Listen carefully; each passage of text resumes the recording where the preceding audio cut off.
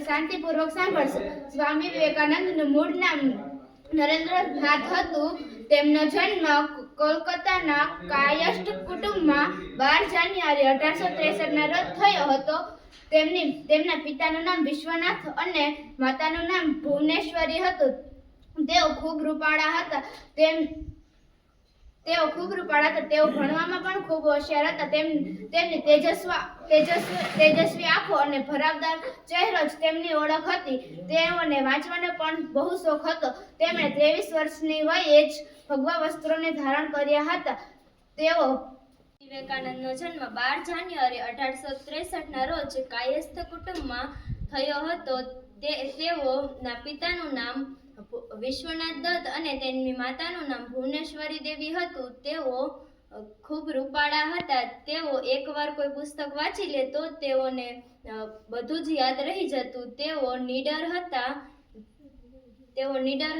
તેઓએ યુવાનોને એક સૂત્ર આપ્યું હતું કે ઉઠો જાગો અને ધ્યેય પ્રાપ્તિ સુધી મંડ્યા રહો. તેઓનું 39 વર્ષની નાની વયે મૃત્યુ થયું હતું. તેઓ સાચા દેશભક્ત હતા.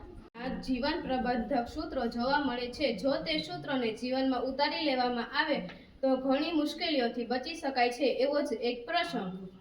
એકવાર અમેરિકાની મુલાકાત દરમિયાન સ્વામી વિવેકાનંદ એક પુલ પરથી પસાર થઈ રહ્યા હતા. તેમણે કેટલાક છોકરાઓને લક્ષ્ય રાખતા જોયા, પરંતુ તેમાંથી કોઈ પણ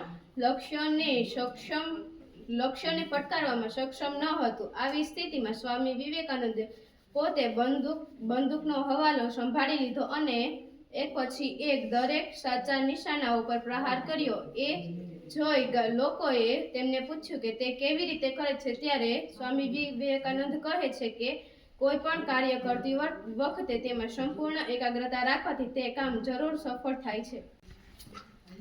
સ્વામી વિવેકાનંદજીનો જન્મ 12 જાન્યુઆરી 1863માં થયો હતો. તેમના માતાનું નામ ભુવનેશ્વરી દેવી અને પિતાનું નામ વિશ્વનાથ દત્ત હતું. તેમનું બાળપણનું નામ નરેન્દ્રનાથ દત્ત હતું. તેમના ગુરુનું નામ રામકૃષ્ણ પરમહંસ હતું. તેમના ઘણા ખરા એવા સૂત્રો છે જે આજે આપણે બોલીએ છીએ, જેવા કે ઉઠો જાગો અને ધ્યેય પ્રાપ્તિ સુધી મંડ્યા રહો. ઈચ્છા શક્તિ મૂળ ઈશ્વર છે, એટલે કે સ્વયં પરમાત્મા. જ્યાં સુધી સત્યને 100 વાર બતાવવામાં આવે તો પણ તે સત્ય જ રહે છે. તેમનો એક પ્રસંગ પણ છે. જ્યારે તેઓ અમેરિકામાં ગયા હતા ત્યારે તેમને સ્વાગત કરવામાં આવ્યું હતું. લોકોએ તેમનું સ્વાગત કરતા કોઈએ તેમને હાથ લંબાવીને હેલો ઇંગ્લિશમાં કહ્યું. ત્યારે તેમણે કહ્યું કે 2 હાથ જોડીને નમસ્તે કર્યું. ત્યારે લોકોને અચરજ થયું કે તેમને ઇંગ્લિશ નહીં આવડતું હોય. એટલે કોઈએ તેમને પૂછ્યું કે આપ કેસે હો સ્વામીજી? ત્યારે તેમણે કહ્યું કે આઈ એમ ફાઇન એન્ડ યુ? ત્યારે તેમણે કહ્યું કે સ્વામીજી, અમે જ્યારે ઇંગ્લિશમાં જવાબ આપ્યો ત્યારે તમે હિન્દીમાં આપો છો, અને અમે હિન્દીમાં જવાબ આપીએ ત્યારે તમે ઇંગ્લિશમાં જવાબ આપો છો. ત્યારે સ્વામીજીએ ખૂબ સરસ જવાબ આપ્યો કે જ્યારે તમે તમારી માતૃભાષાનું સન્માન કર્યું ત્યારે મેં મારી માતૃભાષાનું સન્માન કર્યું છે. જ્યારે મેં મારી માતૃભાષાનું સન્માન કર્યું ત્યારે તમે મારી માતૃભાષાનું સન્માન કર્યું. પછી તમે મારી માતૃભાષાનું સન્માન કર્યું, એટલે હું તમારી માતૃભાષાનું સન્માન કરું છું. આ પરથી કહી શકાય છે કે તેઓ સાચા સપૂત હતા.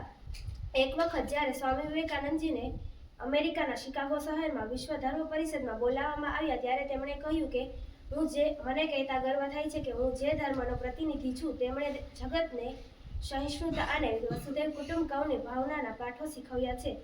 જ્યારે સ્વામી વિવેકાનંદજીને ઘણા એવા સૂત્રોથી અને એવા સુવિચારોથી આપણે યાદ કરીએ છીએ.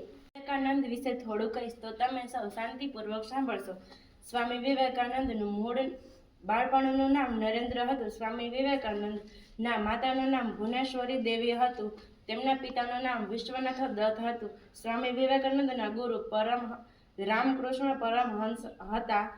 સ્વામી વિવેકાનંદે 23 વર્ષની વયે ભગવા વસ્ત્રો ધારણ કર્યા હતા. તેઓ સાચા દેશ પ્રેમી હતા. સ્વામી વિવેકાનંદનું મૃત્યુ 49 વર્ષની વયે થયું હતું. બાળપણનું નામ નરેન્દ્ર હતું. તેને યુવાનોને સૂત્ર આપ્યું હતું, ઉઠો જાગો અને ધ્યેય સુધી માંડ્યા.